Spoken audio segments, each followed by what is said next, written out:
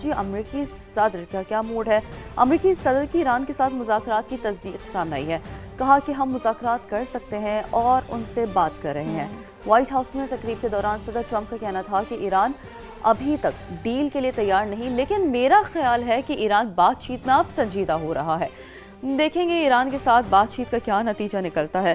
صدر ٹرمپ نے کہا کہ مشرق وسطیٰ میں صورتحال بدل چکی ہے، ایران کا جو اثر و رسوخ ہے وہ کم ہو گیا ہے، ایران اب کوئی مسئلہ نہیں رہا جناب، یہ کہہ رہے ہیں امریکی صدر ڈونلڈ ٹرمپ۔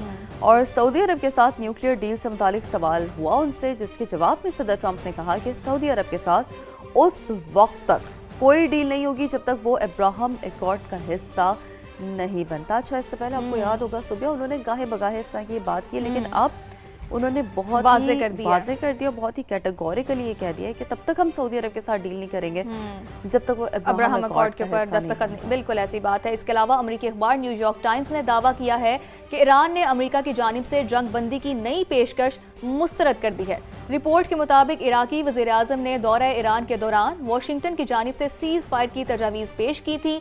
تفصیلات فوری طور پر سامنے نہیں آ سکی ہیں۔ امریکی اخبار کے مطابق ایران کا موقف ہے کہ آبنہ ہرمز کی ناکہ بندی ختم ہونے تک عارضی جنگ بندی میں کوئی دلچسپی نہیں ہے۔ تہران نے سفارتکاری کا دروازہ بند نہیں کیا ہے۔ ایران کے سینئر عہدیدار نے الجزیرہ سے گفتگو میں کہا کہ ثالث ممالک کے ذریعے فریقین کے درمیان پیغامات کا تبادلہ اب بھی جاری ہے۔